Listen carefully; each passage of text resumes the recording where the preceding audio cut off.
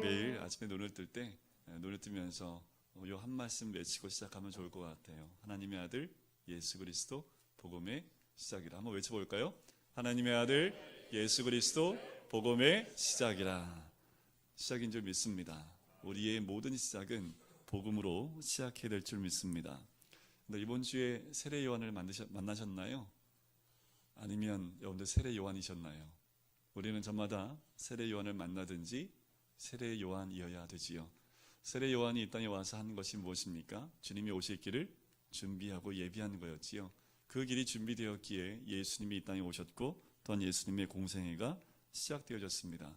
저번 주에 예수님의 공생애를 시작할 때 어떻게 시작을 했나요? 스타트가 세례 요한에게 세례를 받으시고 또한 시험을 받는 것을 통해서 예수님의 공생애의 출발점 위에 서셨지요. 그 두 가지 사건은 예수님의 앞으로의 3년 6개월의 그 삶의 스케치와 같다 말씀을 드렸습니다. 세례를 받는 것은 곧 무엇을 의미합니까? 우리 죄인의 모습으로 이 땅에 오신 것을, 자신을 다 비우고 또 낮아진 그 모습으로 우리에게 오심을 의미하는 것이고, 시험을 받는 것은 앞으로 예수님의 3년 6개월의 그 모든 삶이 이제 사단과의 전투와 싸움 가운데 있다는 것을 우리에게 보여주시는 거지요. 자, 이렇게 주님께서 이 모든 것을 알려주시고 이제 본격적으로 사역을 시작하시는 모습이 오늘 본문에 나옵니다. 특별히 14절과 15절은 예수님이 앞으로의 사역의 모든 핵심들을 잘 요약하는 굉장히 중요한 말씀이기도 합니다. 근데 마가복음을 보시면 제일 먼저 빨간색으로 나오는 글씨가 몇 절인 줄 아세요? 언뜻 빨리 이제 이렇게 보셔야지요. 몇 절부터가 빨간색이 나오나요? 15절이죠. 15절이 빨간색이라는 얘기는 무슨 의미입니까? 우리 예수님이 하신 첫 번째 말씀이라는 겁니다. 우리 예수님이 이 땅 가운데 오셔서 공생애를 시작하시며 외쳤던 첫 메시지입니다. 중요하겠지요. 우리의 삶 가운데 예수님께서 이 외침이 있듯이 오늘 말씀을 듣는 모든 성도님들에게 이 15절의 말씀이 외쳐지기를 주의 이름으로 간절히 축원드립니다. 자, 그 말씀을 함께 읽기 전에 우리 14절 말씀 먼저 보실까요? 요한이 잡힌 후 예수께서 갈릴리에 오셔서 하나님의 복음을 전파하여. 자, 예수님이 이 땅에 복음으로 또한 공생을 시작하시기 전에, 그 전에 누가 잡힙니까? 요한이 잡혔다라는 거지요. 요한이 잡혔다는 얘기는 이제 요한의 사역이 끝이 났다라는 겁니다. 요한의 무대는 이제 퇴장을 했고, 요한은 무대 뒤로 퇴장을 했고 예수님의 새 시대가 도래했다는 것을 의미하는 거지요. 세례 요한, 그는 옛 시대 그 모든 것이 지나갔고 예수님을 통해서 새 시대가 임했을 뿐만 아니라 구약의 시대는 지나가고 새 시대, 신약 시대가 임했다는 것을 우리에게 알려주는 겁니다. 우리 모두는 이미 예수 그리스도를 통해서 신약 시대, 새 시대 가운데 거하는 줄 믿습니다. 이 마가복음은 예수님의 사역을 설명하며 이야기할 때 한마디로 하나님의 복음을 전파했다라고 요약을 합니다. 특별히 복음을 얘기할 때 복음이라고만 얘기하지 않고 그 앞에 하나님의 라는 말이 붙어 있다는 것을 우리가 좀 눈여겨볼 필요가 있습니다. 왜냐하면 당시는 로마 시대였고요. 그때 당시 이 복음이란 말은 예수님께서 처음 했던 말이 아닙니다. 헬라 말로 의하면 유앙겔리온이라는 말인데, 이 복음이 어떤 때 쓰여졌냐 하면 로마 황제가 어떠한 교제를 내릴 때 또한 소식을 전할 때 그것을 유앙겔리온이라고 하면서 전파했다라는 거지요. 특별히 황제가 전했던 모든 소식을 이 복음이다라고 이야기를 합니다. 어떤 게 복음이었을까? 당시에 있었던 내용들 가운데 첫 번째가 뭐냐 하면 식민지에게 세금을 부과하는 명령이 떨어지면 그것이 복음이었다고 합니다. 로마 사람들한테는 복음일 수밖에 없죠. 왜요? 풍족해지잖아요. 복음이지요. 근데 누구한테는 복음이 아닙니까? 식민지한테는 복음이 될 수 없는 거지요. 또 이런 복음이 들리기도 한답니다. 황제의 소식을 알리기 위해서 도로를 닦으라는 명령이 떨어진다고 해요. 이것이 또 복음이래요. 왜 복음이냐 하면 로마는 가는 것보다 승리를 했고 식민지화했습니다. 그러면 제일 먼저 했다는 것이 무엇이냐면 황제의 소식을 전달할 수 있는 도로를 먼저 만들었다고 합니다. 그러니 도로가 닫혔다는 얘기는 무엇을 의미합니까? 그 나라는 이제 로마의 속국이 되었다라는 것을 의미하는 거지요. 그래서 그것이 또 복음으로 전해졌다고 합니다. 하지만 이것도 동일하게 로마 사람들한테는 복음일지 모르지만 식민지에게는 복음일 수 없는 거지요. 반면에 예수님이 전하신 복음은 어떻습니까? 만민에게 구원의 소식을 전하는 하나님 나라의 복음입니다. 당시에 로마 황제가 전했던 그 소식은 이렇게 소식을 전해요. 황제의 명령은 온 천하의 평화를 가져다 준다라는 팍스노마라는 그 명칭을 가지고 전 세계에 황제의 소식을 전하지만, 아까도 말씀드렸지만 이 소식은 모든 자들에게 복음일 수 없지요. 하지만 우리 예수님이 말씀하신 그 복음은 만민, 이 땅에 있는 모든 자들에게 선포되어지는 하나님의 복된 소식인 줄 믿습니다. 그러니 복음 앞에 하나님의 라는 말이 붙을 수밖에 없는 거지요. 그 복음은 곧 하나님 나라의 복음이고 하나님의 복음인 줄 믿습니다. 자, 그 복음을 어떻게 해요? 전파하다라고 얘기를 하지요. 이 말은 헬라 말로 케리소라는 말을 하는데, 저도 지금 케리소 하고 있어요. 케리소라는 말이 무슨 말이냐면 설교한다라는, 가르친다라는 의미가 있거든요. 그러니까 하나님의 복음을 전파하여라는 그 말은 예수님이 하나님 나라에 대하여 가르치고 설교하셨다라는 그 의미를 가지고 있습니다. 이제 우리 주님이 이 땅 가운데 하나님의 복음을 가르치시고 설교하고 선포하시겠다라는 그 메시지와 함께 이제 15절 말씀을 우리에게 말씀하시는 거지요. 자, 15절 말씀은 우리 빨간색 글씨만 같이 한번 읽어볼까요? 시작! 때가 찼고 하나님 나라가 가까이 왔으니 회개하고 복음을 믿으라. 이것이 우리를 향한 우리 예수님의 첫 번째 외침이자 선포입니다. 때가 찼고 하나님 나라 가까이 왔으니 회개하고 복음을 믿으라. 이 말씀 안에는 하나님의 복음의 시간적 배경과 공간적 배경, 그리고 하나님 복음의 내용이 무엇인지, 그리고 그 복음을 받아야 될 우리는 어떤 모습으로 받아야 될지에 대한 모든 부분들이 압축되어져 있는 것이 15절 말씀입니다. 특별히 어떤 때에 하나님 복음의 시간적 배경이냐 하면 바로 때가 찼다라는 14절 말씀, 그 앞부분에 나와 있는 15절 앞부분에 나와 있는 때가 찼다라는 그 말입니다. 헬라 말로 이 카이로스라고 하는데, 이 카이로스라는 말은 정한 때가 있다라는 말입니다. 바로 우리 하나님의 계획하심과 꾸준한 준비하심의 과정을 통해서 이 때가 찼다라는 것을 의미하는 거지요. 여러분들 여기에 물이 있잖아요, 그죠? 이 물이 계속 물이 채워지면 언젠가 넘치겠지요. 넘치기 직전 물이 가득했을 때를 찼다라고 얘기하는 거거든요. 그러니까 뭐예요? 때가 찼다라는 건 뭡니까? 이제 곧 그때가 임했다. 지금 그때가 임한 그때다라고 설명하고 있는 것과 같은 겁니다. 이 땅에 있는 모든 것은 우연이라는 것이 없습니다. 하나님의 때만 있는 거지요. 우리의 삶 가운데 있는 모든 사건들, 내가 만나는 모든 사람들 가운데는 우연히 만남이라는 것은 단 한 번도 없습니다. 왜요? 그 모든 것들은 하나님의 정한 때에 때가 찼기 때문에 만남이 있는 거지요. 예를 들면 이런 거지요. 3년 전에 제가 여러분 만났으면 여러분들 저를 어떻게 불렀을까요? 모르는 사람이 부를 수도 없겠지요, 그죠? 3년 전에 만났다면, 예를 들면 3년 전에 제가 여기 와서 설교하고 있다면 저는 어떤 사람일까요? 여러분들이 초청하신 그냥 말씀 선포하러 한 번 오신 한 목사님, 이 정도로 끝났겠지요, 그죠? 근데 하나님의 때가 차서 제가 오니까 제가 뭐가 돼요? 여러분들한테 담임 목사가 되는 거죠. 세상에 우연이라는 건 없습니다.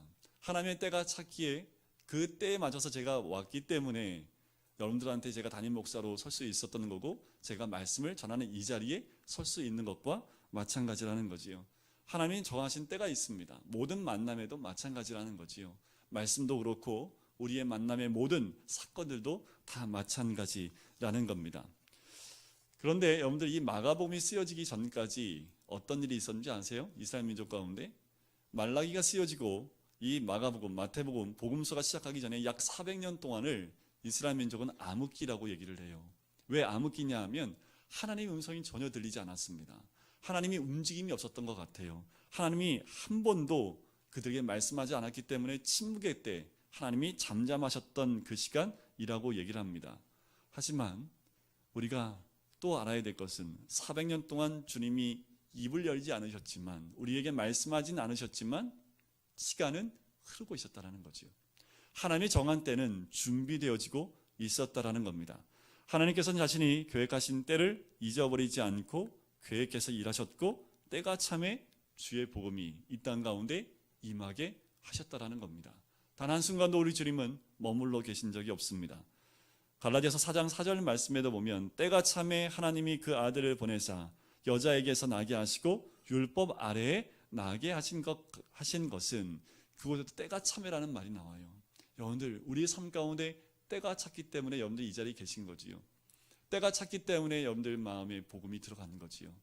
여러분들 때가 찼기 때문에 이 자리에서 이 말씀을 듣는 건 줄 믿습니다. 하나님 모든 범사에는 때가 있는 줄 믿습니다. 자, 그러므로 믿음으로 살고 하나님의 뜻대로 산다는 것은 이런 겁니다. 하나님의 때를 분별할 줄 안다는 말과 같은 말이지요. 내가 믿음 가운데 삽니다. 그 말은 하나님의 때를 분별하여 삽니다. 하나님 때가 아닌데 내가 먼저 움직이지 않고 하나님 때가 지났는데도 움직이지 않는 그런 모습이 아니라 하나님 때에 하나님 말씀대로 순종하여 갑니다. 그 말씀에 민감하여 움직인다라는 것을 의미하는 거지요. 우리 모든 성도님들 그렇게 주님의 때를 분별하시기를 주님의 이름으로 간절히 축원드립니다. 자, 이제 어느 장소에서 우리 주님이 이 복음을 전했을까요? 14절 말씀에 보니까 이렇게 나오지요. 갈릴리에 오셔서라고 나옵니다. 자, 우리가 복음서를 자세히 보면 예수님의 사역의 거의 대부분이 갈릴리라는 지역에서 집중되어 있는 것을 보게 됩니다. 마가복음도 예외는 아닙니다. 여러분들 지금 이 순간부터 마가복음 9장까지 전체의 거의 대부분의 사건들이 갈릴리 또는 갈릴리 주변 도시에서 있었던 사건들을 적어가고 있다는 겁니다. 우리 주님의 사역은 갈릴리 그 지방을 중심을 통해서 이루어지고 있다는 거지요. 그러면 갈릴리가 어떤 곳인지 그 시간적, 지리적, 사회적, 종교적 상황을 좀 보면 이해가 가요. 지리적으로 어떤 곳이냐 하면 이스라엘 전체의 가장 북쪽에 위치하고 있습니다. 그런데 전쟁 나면요, 제일 먼저 전쟁에 노출되어 있는 곳이 어디냐면 이 갈릴리 지방이었습니다. 제일 먼저 쳐들어오면 갈릴리 지방을 점령하고 점점 밑으로 내려오기 때문에 전쟁의 위험에 늘 노출되어 있었던 것이 이곳이지요. 특별히 아시리아가 점령했을 때 어떤 사건이 있었냐 하면 갈릴리를 점령하고 많은 이방인들이 갈릴리 땅에 들어와 살았고요. 또한 이 이방인들이 들어오면 뭘 가지고 들어옵니까? 자기들의 각각의 종교와 우상들을 가지고 들어오잖아요. 그러니까 혼합 종교, 또한 그들의 문화가 들어오지요. 문화가 혼합되어지기 시작을 합니다. 그래서 우상을 섬겼던, 우상 숭배가 성행했던 곳이 이 갈릴리라는 곳이지요. 그래서 마태복음 4장에 보면 이 갈릴리라는 지방을 이사야 9장 말씀을 인용해서 이렇게 표현합니다. 흑암에 앉은 백성, 사망의 땅과 그늘에 앉은 자들이다 라는 거지요. 갈릴리는 그런 곳입니다. 흑암에 앉은 백성들이 있었고 사망의 땅과 그늘에 앉은 자들이 있는 곳, 그곳이 갈릴리라는 곳이지요. 우리 주님이 지금 어디를 찾아가셨다고요? 그곳을 찾아가셨다고요. 흑암에 앉아있는 백성들을 찾아가셨고 사망의 땅과 그늘에 앉아있는 그 갈릴리로 우리 주님이 찾아가셨다라는 겁니다. 당시에 유대인들이 천박하다고 그리고 조롱하고 천대했던 그 땅으로 우리 주님이 가셨다라는 거지요. 이게 얼마나 큰 은혜가 되냐 하면 지금도 우리 주님은 낮은 곳으로 오십니다. 지금도 우리 주님은 모든 사람들이 가기 원치 않는 그곳으로 가길 원하시는 거지요. 아무도 찾지 않는 그곳에 우리 주님은 찾아가 계신다라는 겁니다. 그리고 그것을 중심으로 주의 복음을 선포하신다라는 거지요. 믿지 않는 가정에 주의 복음이 들어가듯이 하나님을 전혀 알지 못하는 그 땅 가운데 주님이 제일 먼저 복음을 가지고 가시는 줄 믿습니다. 하나님께서 마련하신 복음은 제한도 없고요, 경계도 없습니다. 그래서 그때 당시에 유대인들이 가장 멀리하고 싶어했던 그 땅 가운데 우리 주님이 제일 먼저 찾아가신 거지요. 결국 그들에게는 이 복음이 정말 복된 소식이 되게 됩니다. 여러분들 우리에게도 이 소식은 복된 소식인 줄 믿습니다. 우리를 찾아오셨고 우리에게 복음을 주시는 것, 그것이 하나님의 큰 은혜인 줄 믿습니다. 자, 이렇게 때가 찼고 오랫동안 준비해온 하나님의 복음이 무엇일까? 그 내용은 15절에 나오지요. 때가 찼고 하나님의 나라가 가까이 왔으니, 바로 하나님 나라가 임했다라는 겁니다. 이제 마가복음 계속 보면 알겠지만 이 하나님의 나라의 선포는 예수님의 사역의 핵심이고 말씀의 핵심이었습니다. 누가복음 4장 43절에 보면 하나님의 나라와 복음을 전하기 위해서 내가 보내심을 입었노라 라고 말씀을 하지요. 그럼 이 하나님 나라가 무엇일까라는 거지요. 하나님의 나라는 장소적인 개념이 아닙니다. 하나님 나라는 강남에 있는 게 아니지요. 하나님의 나라는 강북에 있는 것도 아닙니다. 하나님 나라는 천당 밑에 분당이라고 분당에 있는 것도 아니라는 거지요. 하나님 나라는요, 장소에 국한되어 있는 것이 아니라 통치적인 개념을 가지고 이해해야 된다는 겁니다. 하나님 나라는 어떤 것입니까? 하나님 나라가 임했다는 것은 어떤 것을 의미합니까? 하나님께서 왕으로 통치하신다라는 그 의미를 의미하는 거지요. 이제껏 마귀의 지배에 있던 모든 것들이 하나님의 지배함심으로 바뀌는 것, 그것을 하나님 나라가 임재했다라고 이야기를 합니다. 또한 하나님 나라는 현재적인 측면이 있고요, 미래적인 측면이 있습니다. 이곳에 하나님 나라가 임한 줄 믿습니다. 이것이 현재입니다.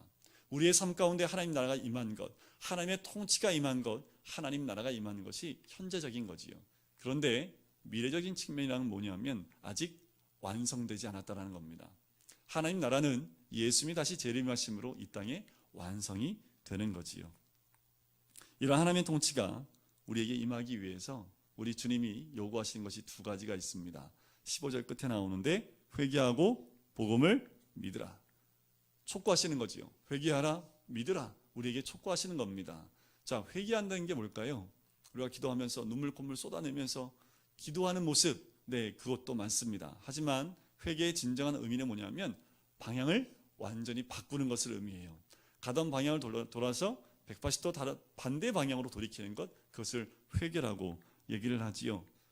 그런데 죄는 뭔지 아십니까? 죄는 하나님과 초점이 맞지 않은 것을 죄라고 합니다. 청년들하고 이제 죄에 대해서 얘기를 할 때 어떤 분이 물어보더라고요. 청년이 도대체 어디까지가 죄입니까? 그래서 제가 그런 말씀을 드렸어요. 믿지 않고 행하는 건 다 죄다. 그건 제가 한 말이 아니라 사도 바울이 한 말이거든요. 또 뭐가 죄입니까? 하나님과 초점이 맞지 않은 것, 그게 다 죄지요. 회개한다는 말은요, 하나님과 초점이 맞지 않았던 삶, 방향, 목적을 다시 방향을 틀고 목적을 맞추고 하나님과 눈을 마주치는 것, 그것이 회개한다라는 의미입니다. 우리 회개하고 있지요? 회개한 줄 믿습니다. 우리 날마다 회개함을 통해서 어떻게 해요? 우리의 삶의 현장 가운데서요, 회개 열매를 맺으셔야지요. 어떻게 해요? 이제까지 내가 원했던 방향으로 갔다면 이제 하나님과 눈을 마주치고 하나님이 원하시는 방향으로 나가는 거지요. 하나님이 바라보시는 그곳을 바라보고 하나님이 원하시는 그 목적을 나의 삶의 중심에 두는 것, 그것이 회개한다라는 의미입니다. 그리고 복음을 믿는다는 것은 무엇을 의미합니까? 복음을 믿는다는 것은요, 복음을 받아들인다라는 의미가 있습니다. 그래서 하나님의 통치를 받아들이고 내가 나의 주인 되는 것을 포기하는 것, 그것을 복음을 믿는다라는 의미입니다. 우리는 항상 싸움을 해요. 왜냐하면 이 가슴을 누가 차지할 것이냐, 이거 가지고 맨날 싸웁니다. 어떻게 싸워요?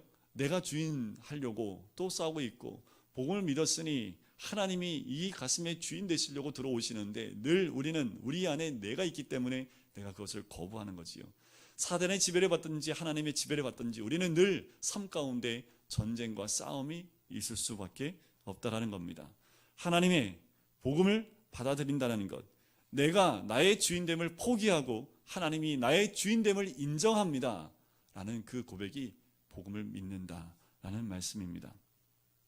더 중요한 것이 있어요. 뭐냐면 이 두 마디 회개하라, 믿으라는 그 말은요, 언어에 보면 현재형으로 되어 있습니다. 과거형이나 단회성으로 끝나는 것이 아니라 이 말씀은 현재형으로 되어 있다는 거죠. 이게 무엇을 의미합니까? 끊임없이 우리의 삶의 방향과 목표를 바꾸어 가고 끊임없이 하나님의 통치가, 하나님이 주인 되심이 우리 삶 가운데 임하도록 날마다 매일 주님 앞에 나가야 됨을 의미하는 거지요. 성도 여러분, 매일의 삶 가운데 이 복음을 받아들이시고 하나님의 통치가 있는 하나님의 나라가 여러분들의 가정에 이루어지시기를 주의 간절히 축원드립니다. 하나님의 나라가 여러분들 일하는 일터 위에 온전히 이루어지시기를 주님의 이름으로 간절히 축원드립니다. 매일 주님과 눈을 마주치세요. 그게 살 길입니다. 근데 우리 애기들하고 대화를 하려면 어떻게 해요?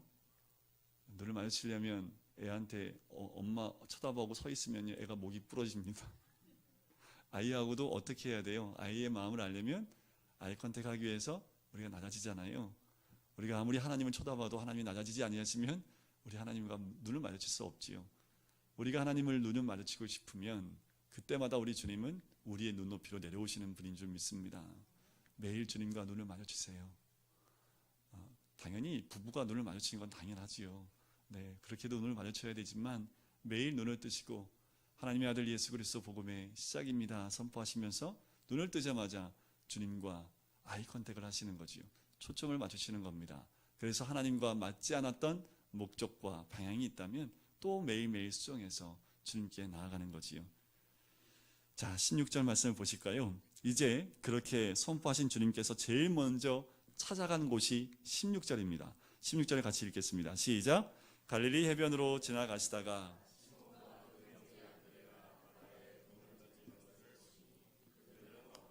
자, 누굴 찾아가십니까? 저와 여러분을 찾아오시는 거지요. 그죠? 지금도 우리 주님은 우리가 일하고 있는 시몬과 베드로가 지금 어디에 있습니까? 열심히 뭐 하고 있어요? 일하고 있죠.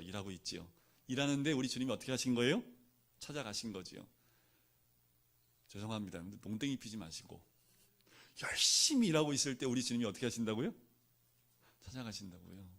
그러니까 딴짓 하지 마시고 열심히 일하세요. 열심히 일하시다 보면 우리 주님이 뒤에서 부르실지도 모릅니다.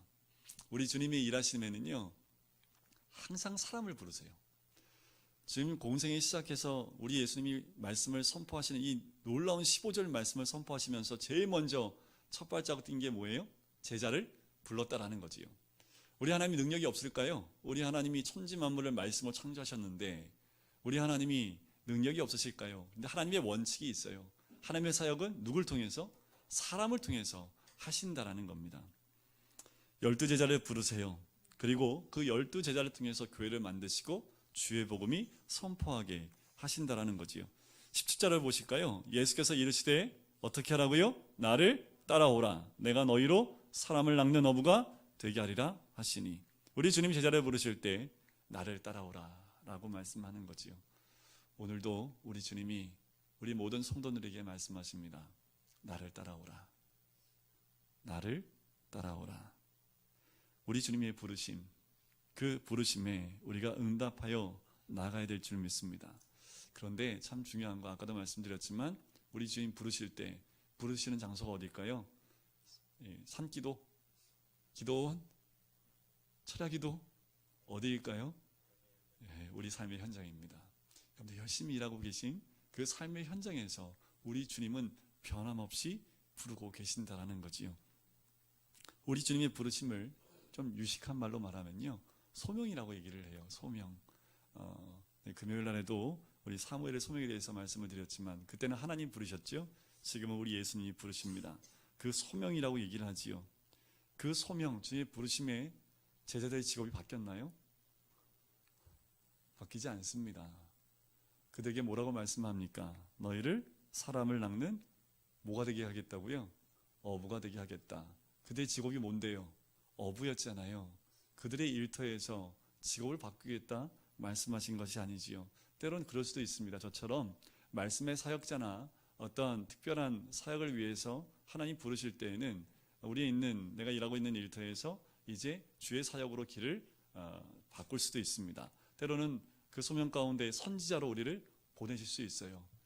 그럼 우리 성도님들 내일 다 신대원 입학하시고 다 선교지로 가야 되는 건 아니죠, 그죠? 주님 부르시면은요 현장 가운데 직업을 바꾸는 것이 아니라 그 현장에서 부르셨기 때문에 그 현장 가운데서 우리 예수님을 따르는 것을 우리 주님이 원하시는 거지요. 간혹 이런 질문을 젊은 사람들한테 받아요. 제가 주님의 소명이 있습니다. 어떻게 해야 될까요? 지금 회사를 그만두고 신학 공부를 해야 될까요? 정말 고민하고 있는 친구들을 봐요. 근데 이 한 문장을 딱 봤는데 이 말을 해주는 것이 가장 맞겠구나라는 생각이 듭니다. 우선 당신의 삶의 현장에서 하나님의 일을 하십시오.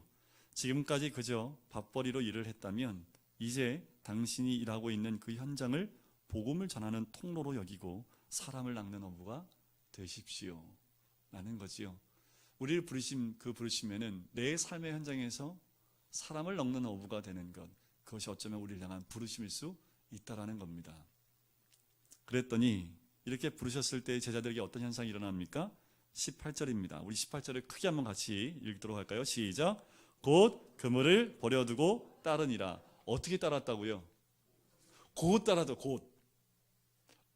주님, 한 2박 3일 정도 제가 철야를 좀 해보고 산기도 가서 좀 기도 좀 해보고 기도원 들어가서 한 일주일 정도 기도해보고 주님 말씀드리면 안 될까요? 뭐 이렇게 답할 수 있는데 이 제자들은 어떻게 해요? 곧이라는 곧. 제가 최근까지 몇몇 사역자들을 만나면서 이야기를 나눈 적이 있어요. 그랬더니 얘기를 하면서 결론 가운데 그런 얘기를 하더라고요. 우선 기도해보고 결정하면 안 되겠습니까? 네, 그 말을 딱 듣고 마음으로 그렇게 얘기를 했어요. 기도한다는 얘기는 너 주의 음성 못 들었다는 얘기다. 하나님의 음성에 기도해보고 결정하는 게 어디 있습니까? 이런 경우 있어요. 그게 마음에 안 들어요. 그래서 하나님 일주일 동안 저 산기도 가서 기도 좀 해보고 주님 말씀드리겠습니다. 그러면 어떻게 될까요? 결과가 바뀌지요. 네, 무슨 음성만 들려요? 내가 원하는 음성만 들게 돼 있지요. 하나님의 음성은 분명합니다. 주의 부르심은 희미한 게 없어요. 그럴까? 이럴까? 이런 게 없습니다. 그럼 기도해야 되겠지만 하나님의 음성은 분명하지요. 그러면 어떻게 해요? 곧입니다. 곧. 상황 따져보고 이거 따져보고 이렇게 하다가 보면 주의 부르심에요 좀 뒤로 물러갈 수밖에 없는 거지요. 그리고 다시 딜레이가 될 수밖에 없는 겁니다. 하나님 부르실 때 이 제자들은 어떻게 결정했다고요? 곧 했다고. 곧. 그리고 그물을 어떻게 해요? 버려뒀다라는 얘기를 합니다. 자, 오늘 이 본문에 나오는 그 말씀에 보면 회개하고 복음을 믿으라, 이 메시지대로 이들이 그대로 행하는 모습을 보게 돼요. 회개한다는 것, 이들의 삶의 방향을 바꿨지요. 복음을 믿으라, 그들이 자기 자신의 주인됨을 포기하고 다 내려놓고 예수 그리스도를 삶의 주인으로 모시는 삶으로 나아갔다라는 겁니다. 이들이 부를 때에 이들은 자기가 가지고 있던 그물을 버립니다. 그 의미는 뭐냐면 자기의 경험을 버려둡니다. 자기가 이제껏 가지고 있었던 모든 것들을 다 내려놓습니다. 그래요. 주의 부르심 가운데 제일 먼저 우리가 해야 될 것은 내려놓음입니다. 내 환경을 내려놓고 내 생각 내려놓고 내 모든 잡았던 것들을 다 내려놔야지만 하나님을 따를 수 있기 때문에 내려놓는 것, 그것이 먼저이지요. 사도 바울이 반복해서 했던 많은 말씀들 가운데 쫓아가노라, 달려가노라는 말을 참 많이 반복을 합니다. 이 말은 어떤 의미냐면요, 이게 나한테 유익해요. 근데 이것을 버리고 이 유익을 찾아가겠다라는 겁니다. 이게 무익하기 때문에 버려두고 이것을 쫓아가고 달려가겠다는 그 의미가 아니라 더 좋은 것이 있기에 이것을 포기하겠다라는 그 의미가 쫓아가노라, 달려가노라 라는 뜻입니다. 더 좋은 가치, 영원한 가치가 곧 하나님 나라이기 때문에 이 땅에서 곧 소멸되어지는 것에 집중하지 않고 다 내려놓고 우리 예수님을 따르겠다라는 그 응답으로 나아가는 거지요. 19절과 20절에도 보면 조금 더 가시다가 야고보와 그 형제 요한을 만나십니다. 그들을 부르실 때 그들에게도 동일하게 나타난 모습이 20절 끝에 나옵니다. 그 아버지 세배대를 품꾼들과 함께 어떻게 하고요? 버려두고 남겨놓고 내려놓고 그리고 어떻게 해요? 예수를 따르니라 라는 거지요. 우리는 예수를 믿으면서도 놓지 못하는 것 있지 않으십니까? 예수님을 따라가면서도 놓지 못하고 내 뒤에 질질 끌고 가는 것들 혹시 있지 않습니까? 우리의 삶 가운데 그런 것들이 있다면 내려놓으셔야지요. 주님을 따르는데 이 모든 것들이 걸리적거린다면 내려놓고 주를 따라야 될 줄 믿습니다. 그래서 여러분, 내려놓음이라는 책도 있잖아요. 내려놓는다는 책이 왜 나왔을까요? 내려놓는 게 쉬워서요? 아니요, 내려놓는 게 절대로 쉽지는 않습니다. 하지만 주의 음성에 우리가 버리고 내려놓음을 통해서 예수를 따르는 것이 시작되는 줄 믿습니다.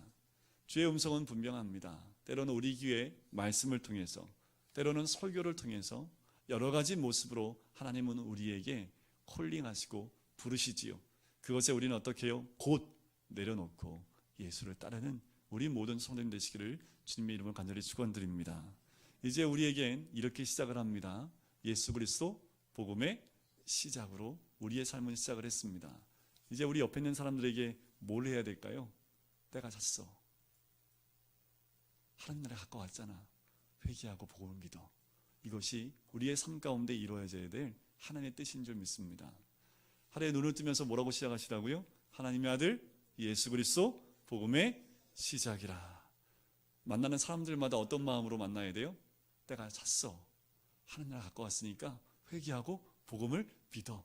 이 말씀을 가슴에 품고 이제 우리가 나아갈 때에 곧 우리를 통해서 주의 나라가 이 땅 가운데 임하게 될 줄 믿습니다. 주의 나라가, 하나님이 꿈꾸시는 주의 나라가 우리를 통해서 여러분들 가정에서 또 일하는 일터 가운데서 내가 만나는 모든 자들에게 그 나라가 임하게 될 줄 믿습니다. 이번 한 주는 1절과 15절을 딱 붙잡고 한 손에는 복음, 한 손에는 이 주님의 선포의 말씀을 붙들고 한 주간을 살아가시는 우리 모든 성도님 되시기를 주님의 이름으로 간절히 축원드립니다. 우리 기도할까요?